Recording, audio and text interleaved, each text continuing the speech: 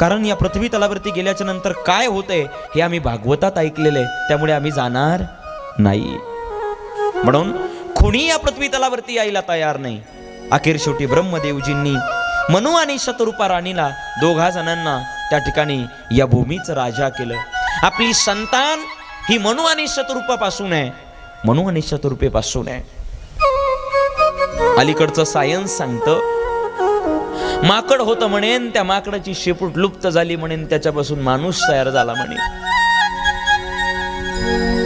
मग आताचे सुद्धा सगळे माकड इकडून तिकडं जातेत, या घरावरून त्या घरावर जातेत. त्या माकडांना, त्या माकडांच्या शेपट्या का बरं लुप्त होत नाही?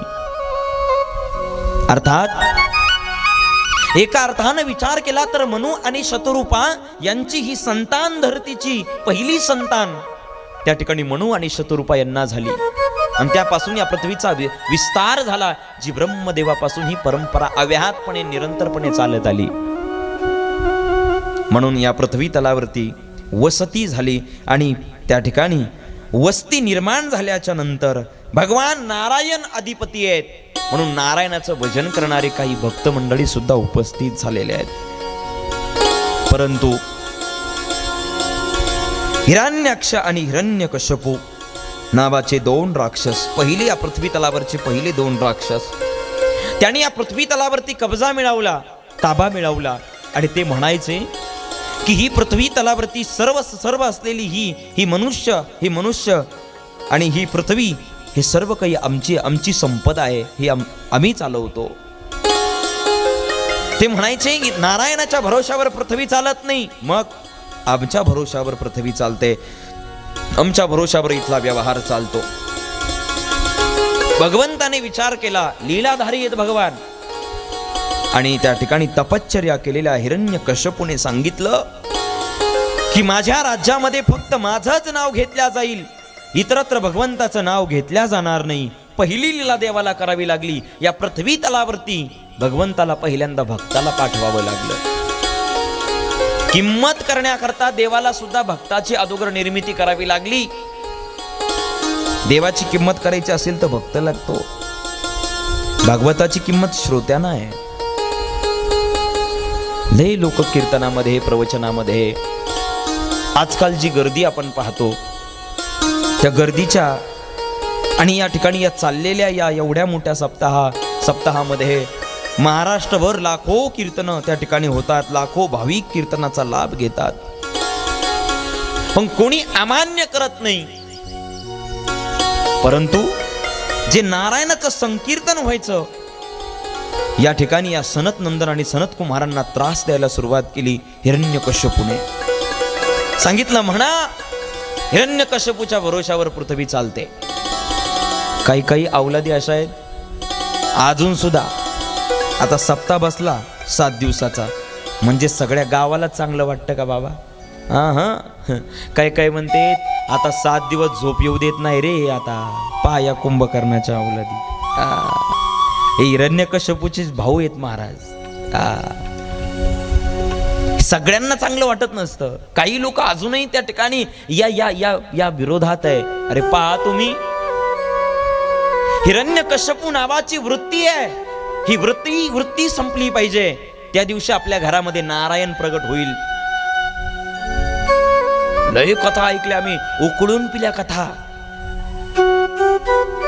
आमच्या घरामध्ये जर त्या ठिकाणी नारायण प्रगट व्हावा असं वाटत असेल तर मी या व्यासपीठावरून आपल्याला उपरोक्त करतो, आश्वासित करतो का प्रत्येक घरामध्ये नारायण आहे, प्रत्येक घराच्या खांबामध्ये नारायण आहे. तुमच्या घरामध्ये अगोदर भक्त प्रल्हादाला जन्म द्या, नारायण प्रगट झाल्याशिवाय राहणार नाही. पण आमचं असं झालंय, आम्ही परमार्थ करायचा नाही, हिच्या हातीचा परमार्थ सोडून द्यायचा, आणि मग म्हणायचं देवा तू का डोळे लावले? देवानं अजिबात डोळे लावले नाही. तुमचे डोळे काय पाहतात याला फार महत्व आहे.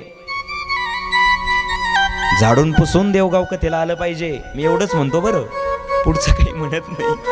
हो, माझं त्या ठिकाणी आपल्याकरता सांगणं आहे, या देशातले 100% मुस्लिम समाज, त्यांना त्यांच्या देवाचं अस्तित्व मान्य आहे.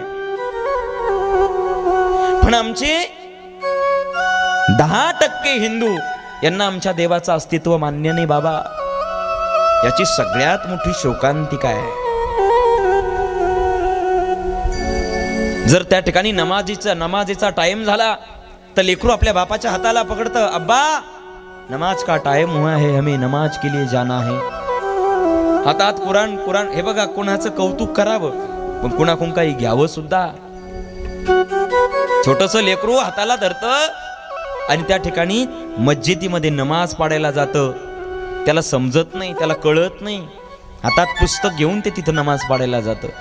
आमचे 22 वर्षाचे युवक असं त्या ठिकाणी सप्ताह वगैरे काही चालला की ते असे लांबून पळतेत. त्यांना टाळाची जणू भीती वाटते. माझी विनंती असेल, हिरण्यकश्यपू नावाची वृत्ती आहे, हा मान्य करत नाही, अजिबात मान्य करत नाही. देवाचं अस्तित्व मान्य करत नाही, नारायणाला मानत नाही. अखेर शेवटी भगवंताला लीला करावी लागली. सांगितलं म्हणा, ही पृथ्वी हिरण्यकश्यपूच्या भरोशावर चालती. गुरुकुलामध्ये तेच शिक्षण, सगळीकडे तेच शिक्षण.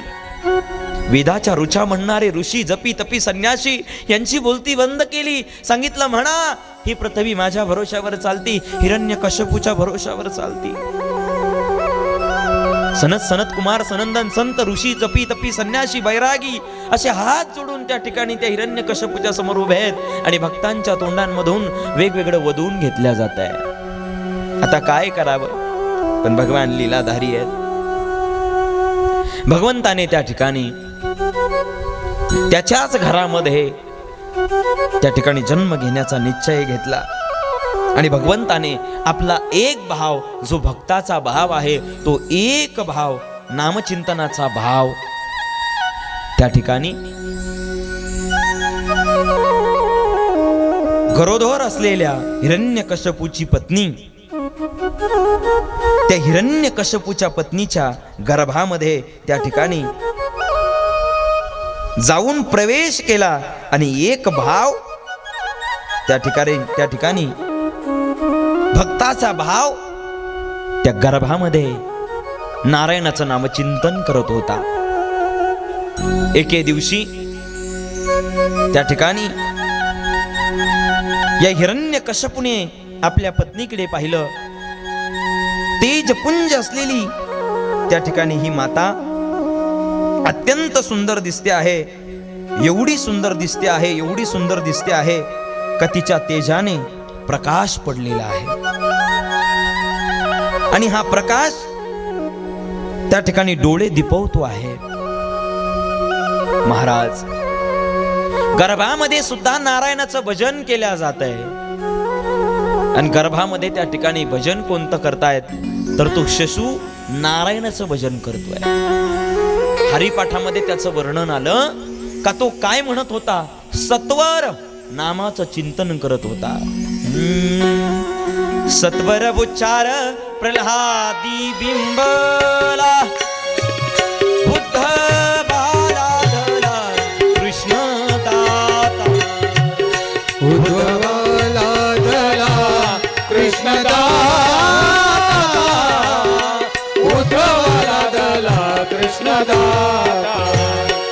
सत्वर उच्चार प्रल्हाद बिंबला,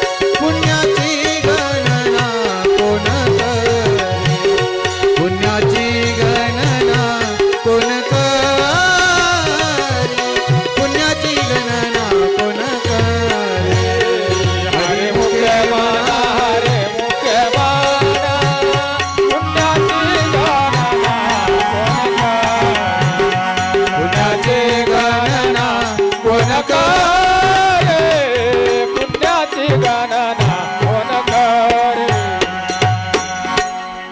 सत्वर उच्चार प्रल्हादी बिंबला उद्धवाला धला कृष्ण दाता. आई बाप मौलिक ज्ञानोबरांनी वर्णन करावं आणि म्हणावं की तो काय करायचा, सत्वर भगवंताचं नामचिंतन करायचा. ज्या वेळेला त्या ठिकाणी हिरण्यकश्यपूची पत्नी माता अदिती गर्भास्थ अवस्थेला पोहोचलेली आहे आणि 9 महिने 9 दिवस पूर्ण झालेले आहे. आता जन्माला घालणार आहे. त्या अगोदरच तेजपुंज असलेली हिरण्यकश्यपूची पत्नी उचलून नेण्याकरता इंद्र भगवान आले. ही भगवंताची लीला होती. ते याच्या करता आले का तिला उचलून घेऊन जावं आणि उचलून घेऊन जाऊन त्या ठिकाणी तिला त्या ठिकाणी अशा ठिकाणी ठेवावं का जिथे ती सुरक्षित असेल, या राक्षसांपासून सुरक्षित राहील. म्हणून तिला पळवून नेण्याचा प्रयत्न केला इंद्राने. परंतु नारदजी आले आणि नारदांनी सांगितलं की नको नेऊ, नको नेऊ. तू जर इंद्रा ये तुझ्या त्या ठिकाणी सभेमध्ये तिला नेलं आणि तिथे बसवलं तर तिथे काय चालतं, तर तिथे अप्सरांचं त्या ठिकाणी नृत्य चालतं. परंतु हिच्या पोटी भक्त जन्माला येणार आहे. म्हणून माझी विनंती आहे की तू या मातेला अशा ठिकाणी सोडलं पाहिजे का ज्या ठिकाणी तिच्यावरती गर्भसंस्कार झाले पाहिजे. सांगितलं ठीक आहे, मी नेणार नाही. काय केलं पाहिजे, सांगितलं एका ऋषीच्या आश्रमामध्ये ठेवलं पाहिजे. एका ऋषीच्या आश्रमामध्ये नेलं आणि तिथे नेल्याच्या नंतर त्या ऋषी महात्म्यांच्या जवळ नेऊन त्या ठिकाणी मातेला सुरक्षित ठेवलं. आता त्या आश्रमामध्ये ऋषी जपी तपी संन्याशांमध्ये रोज भजन चालू होतं. तिथं काही आपल्यासारखी टीव्ही नव्हती. आता गर्भसंस्कार त्या ठिकाणी आपल्याकडे राहिले नाही. पूर्वी गर्भसंस्कार होते. त्या गर्भसंस्कारामुळे चांगली मुलं जन्माला येत होती आणि जणू त्या ठिकाणी त्या आश्रमामध्ये दररोज भगवंताचं नामचिंतन व्हायचं. आणि महाराज असं नामचिंतन नारायणाचं भगवान नारायणाचं भजन चालायचं. आणि नारायणाचं भजन चालू असताना माता त्या ठिकाणी हर्षित होऊन त्या सुद्धा त्या ठिकाणी भजन करायच्या. म्हणून गर्भसंस्कार उचित होत होते. असं आहे, जर त्या ठिकाणी भक्त पोटाला जन्माला यायचा असेल तर त्याच्याकरता गाथा, ज्ञानेश्वरी, भागवत हे वाचलं पाहिजे, नामचिंतन केलं पाहिजे आणि भगवंताचं नामचिंतन करत करत आपला दिवस घालवला पाहिजे. गर्भसंस्कार सांगितले. चांगल्या ठिकाणी चालत जावं, चांगलं चांगलं डोळ्यांनी पाहावं, चांगलं चांगलं खावं, चांगलं वाचावं, चांगल्या ठिकाणी बसावं. एखादी ताई त्या ठिकाणी गर्भस्थ अवस्थेला असेल तर त्या ठिकाणी तिने चांगलं डोळ्यांनी पाहावं, वाचावं, चांगलं त्या ठिकाणी राहावं, सात्विक भाव अंतःकरणामध्ये ठेवावा, भगवंताचं त्या ठिकाणी भगवंताच्या कथा ऐकाव्या. पण आता तसं होत नाही. आमच्या आईला त्या ठिकाणी डॉक्टरकडे नेल्या जातं. डॉक्टरकडे गेल्याच्या नंतर डॉक्टर सांगतात आईला रक्त फारच कमी आहे, आईला ओझपाजं उचलायला लावू नका, टीव्हीचं रिमोट उचललेलं चालेल. तेवढं मात्र चालतंय बघा. आमचे संस्कार राहिले नाही. गर्भसंस्कार सांगितले शास्त्राने, ते संस्कार आमचे राहिले नाही. म्हणून आमच्या पोटी शूरवीर मुलं, भक्त मुलं जन्माला यायचे असेल तर त्याच्याकरता निश्चित स्वरूपाने आपण त्या ठिकाणी भगवंताचं नामचिंतन आणि कथा ऐकली पाहिजे, ती गायली पाहिजे. त्या आश्रमामध्ये भजन सुरू आहे.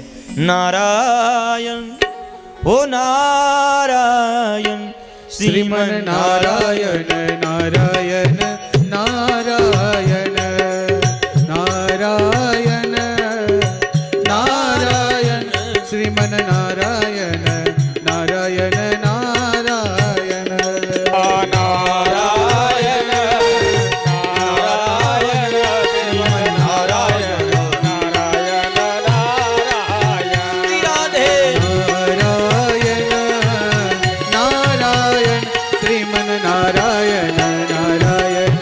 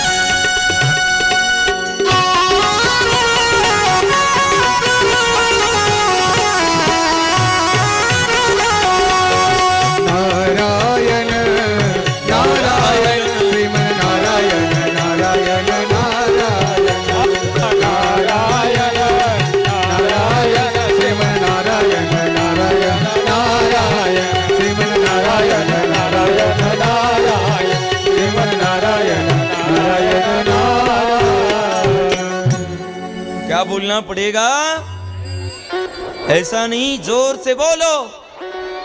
ये हुई बात. भगवंताचं भजन सुरू आहे त्या आश्रमामध्ये.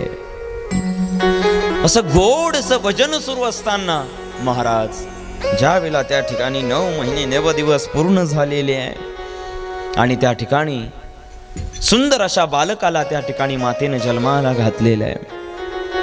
आता हिरण्यकश्यपूच्या पोटी एक भक्त जन्माला आला म्हणून ही माहिती त्या ठिकाणी हिरण्यकश्यपूला मिळालेली आहे. आणि हिरण्यकश्यपू त्या आश्रमावरती चाल करून आलेला आहे आणि आपल्या पत्नीला त्या ठिकाणी बालकासहित घेऊन गेलेला आहे. राज्यामध्ये त्या ठिकाणी नेल्याच्या नंतर हळूहळू त्या ठिकाणी भक्त प्रल्हाद लहानाचे मोठे होत आहेत आणि मोठे झाल्याच्या नंतर गुरुकुलामध्ये शिक्षणाकरता पाठवल्या जात आहे. गुरुकुल पद्धती होती पूर्वीची, गुरुकुल पद्धती. आणि त्या गुरुकुल पद्धतीमध्ये त्या ठिकाणी मुलांना चांगलं चांगलं शिकवल्या जायचं. अजून एक गुरुकुल शिक्षण पद्धती ही अत्यंत आपल्या राष्ट्राकरता, या हिंदू राष्ट्राकरता अत्यंत महत्वाची आहे. कारण जे वेदाने आम्हाला शिकवलं, जे 18 पुराणांनी आम्हाला शिकवलं, जे भगवद्गीतेने आम्हाला शिकवलं, त्या ठिकाणी ते त्या गुरुकुल पद्धतीमध्ये शिकवल्या जातं. सकाळची सुरुवात कशी व्हावी आणि संध्याकाळचा शेवट कसा व्हावा एवढे यज्ञोपवीत संस्कार हिंदू धर्मामध्ये आहे. पण आमची मुलं पहा तुम्ही, पूर्वीच्या काळच्या मुलांना त्या ठिकाणी थोडं शिक्षण होतं, जास्त नव्हतं, थोडं शिकवल्या जायचं. पण अजून सुद्धा त्या मुलांची जी त्या ठिकाणी स्मरणशक्ती आहे ती प्रचंड मोठी आहे. आत्ताच्या मुलांना आज सांगितलं आणि उद्या जर विचारलं मुलांना लक्षात राहत नाही, अजिबात लक्षात राहत नाही. आणि त्याचं सगळ्यात मोठं कारण काय असेल तर मोबाईल. एवढेसे छोटे छोटे मुलं, लहान मुलं रडतात महाराज. एवढं रडतात. आई त्या ठिकाणी बाहेर घेऊन जाते तरी राहत नाही, काकाकडे देऊन पाहते तरी राहत नाही, त्याला सगळं दाखवते तरी ती राहत नाही. त्याच चाबऱ्याला जर मोबाईल दिला तर ते गपचीप बसतं महाराज. लहान पोरं मोबाईल दिल्यावर काय गपचीप बसतात. पूर्वीच्या काळी तसं नव्हतं. आमच्या पूर्वीच्या काळी गुरुकुल पद्धत शिक्षण होती, शिक्षण पद्धती होती. त्यामध्ये यज्ञोपवीत संस्कार केल्या जायचे. हिंदू धर्माच्या रीतिरिवाजाप्रमाणे शिक्षण दिल्या जायचं. शिक्षणाचं बाजारीकरण झालं आणि या शिक्षणामध्ये जे आमच्या उपयोगाचं नाही ते आम्हाला जास्त शिकवल्या जातं. 3 मार्काला येतं नागरिक शास्त्र. रात्रंदिवस टीव्हीवर सुरू आहे नागरिक शास्त्र. दुसरं टीव्हीला कोणत्याच बातम्या नाही बाबा, तेच आहे. आणि जे आमच्या मुलांना फक्त 3 मार्काला शाळेत येतं ते रात्रंदिवस टीव्हीवरती दाखवल्या जातं. अरे भविष्यभर त्या मुलाला पुढे जीवन जगायचं आहे. त्या मुलाला जीवन जगण्याकरता त्याला त्या ठिकाणी धर्म कळायला हवा, हा मनुष्य धर्म त्याला कळायला हवा. म्हणून गुरुकुल शिक्षण पद्धती अत्यंत महत्वाची आहे. भक्त प्रल्हाद शाळेत जायला लागले. गुरुकुल पद्धती शिक्षणामध्ये त्या ठिकाणी ते ऋषी शिकवायचे आणि म्हणायचे, म्हणा ही पृथ्वी हिरण्यकश्यपूच्या भरोशावर चालते. म्हणा ही पृथ्वी हिरण्यकश्यपूच्या भरोशावर चालते. हे ऐकलं नारायणाने, अर्थात भक्त प्रल्हादाने ऐकल्याच्या नंतर भक्त प्रल्हादाने सांगितलं, गुरुजी तुम्ही चुकीचं शिकवताय. सांगितलं मग कसं शिकवलं पाहिजे? म्हणलं तुम्ही असं शिकवलं पाहिजे की त्या ठिकाणी ही पृथ्वी नारायणाच्या भरोशावर चालते. सांगितलं बापरे, एवढ्या अख्ख्या पृथ्वी तलावरती एकमेव असा मुलगा आहे का हा मुलगा म्हणतो का ही पृथ्वी नारायणाच्या भरोशावर चालते, अन्यथा सगळे लोक म्हणतात की ही पृथ्वी हिरण्यकश्यपूच्या भरोशावर चालते. दंडवत केलं, नमस्कार केला आणि सांगितलं आता बोलला, परत बोलू नको, जिवंत मारल्या जाशील. आता जर तू त्या ठिकाणी पुन्हा म्हटला की ही पृथ्वी नारायणाच्या भरोशावर चालते तर तुझा वध होईल, तुला मारल्या जाईल. सांगितलं मारणारे माझे वडील आहेत, काय माझे वडील करतील ते मला करतील, पण गुरुजी तुम्ही जर शिकवत नसाल तर मी शिकवतो. आणि मुलांचा स्पेशल त्या ठिकाणी एक क्लास घ्यायला सुरुवात केली महाराज. दररोज पोरांना त्या ठिकाणी भक्त प्रल्हाद शिकवायचंय. म्हणा ही पृथ्वी नारायणाच्या भरोशावर चालते. वृक्षाची पान हलेजाची सत्ता, तो तो वृक्षाचं पान सुद्धा त्याच्या सत्तेने हलतं. म्हणा हे सगळं नारायणाच्या भरोशावर चालतं. अहम ब्रह्मास्मी म्हणायला लावायचं मुलांना.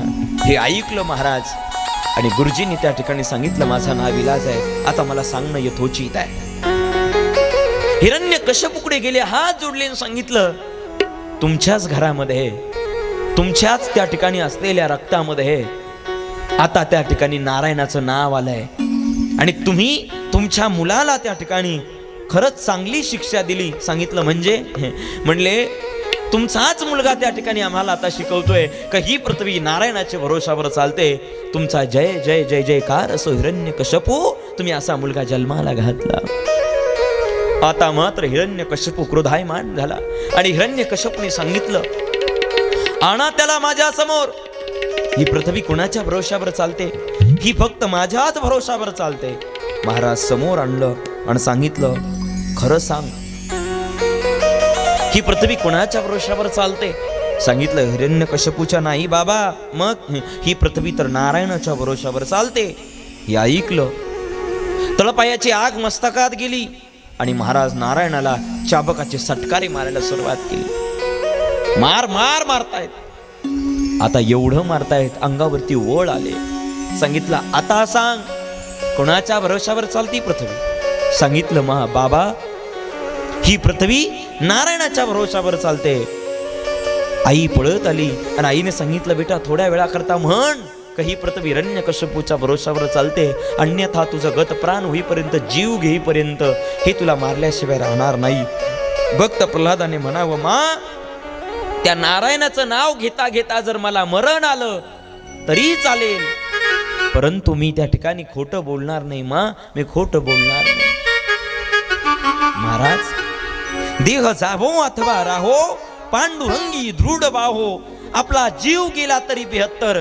कोरोनामध्ये काही लोकांनी आपला जीव गमावला पण माळी काढल्या नाही. ते खरे माळकरी होते, त्यांचं आपण त्या ठिकाणी कौतुक केलं पाहिजे. थोडीशी मरणाची भीती आली, काही लोकांनी माळाच काढून टाकल्या. बाबा माझी विनंती असेल तुम्हाला, अरे ज्याच्या गळ्यामध्ये माळ आहे त्याला कधीच त्या ठिकाणी काळ शिवू शकत नाही. रात्र न कळे दिवस न कळे अंगी खेळे दैवत हे. तुम्ही त्याचं नाव घ्या अथवा घेऊ नका. जर तुमच्या गळ्यामध्ये माळ असेल तर रात्र आणि दिवस तुमच्या तो पाठीमागे उभा आहे. म्हणून आपल्या गळ्यात माळ असलीच पाहिजे. आता ज्यांनी माळा घातलेल्या आहेत त्यांनी जरा जोरात वाजवल्या, पण ज्यांनी घातलेल्याच नाही त्यांनी हलक्या स्वरूपात वाजवल्या. माझी विनंती आहे की दादानो, विष्णू भगवंताचं हे असलेलं लायसन आहे. नवरी त्या दिवशी होते ज्या दिवशी तिला वरण्याकरता कोणीतरी पॅन्डॉल मध्ये हजर असतो. नवरी ती सजलेली असते. ज्या दिवशी नवरदेव तिच्या गळ्यात मंगळसूत्र घालतो त्या दिवशीपासून ती त्याची होत असते. मग मला सांगा तिथून पुढची जबाबदारी, तिथून पुढची जी काही तिचं जगण्याचं, वागण्याचं, राहण्याचं सगळं काही जी जबाबदारी आहे ती कोणावर आली? कोणावर? पतिदेवावर निश्चित स्वरूपाने. आणि तिची ओळख कशामुळे? तिच्या पतीमुळे तिची ओळख आहे.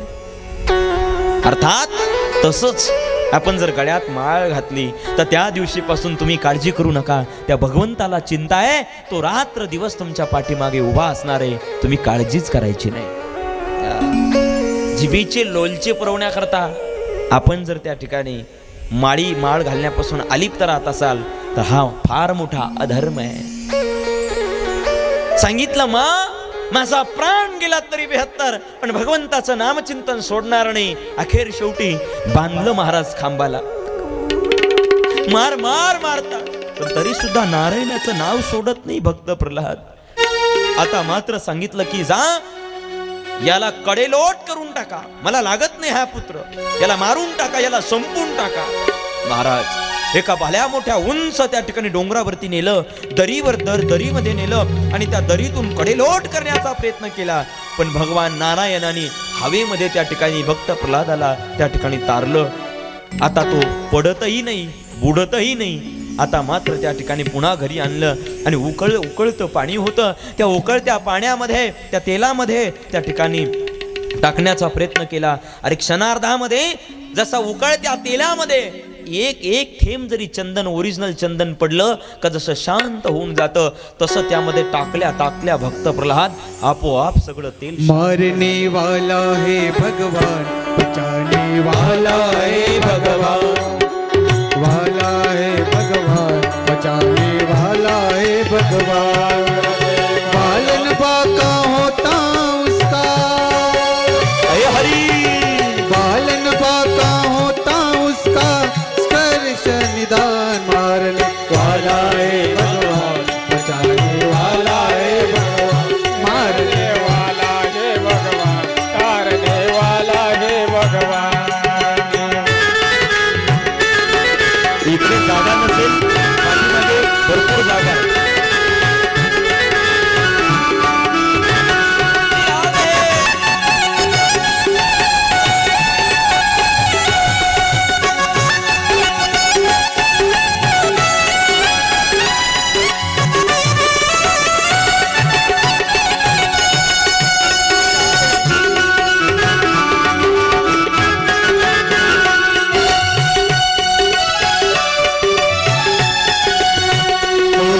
त्याग तोरे भाई फल की आशा, स्वार्थ बिना प्रीत जोड़ो क्या कल होगा चिंता।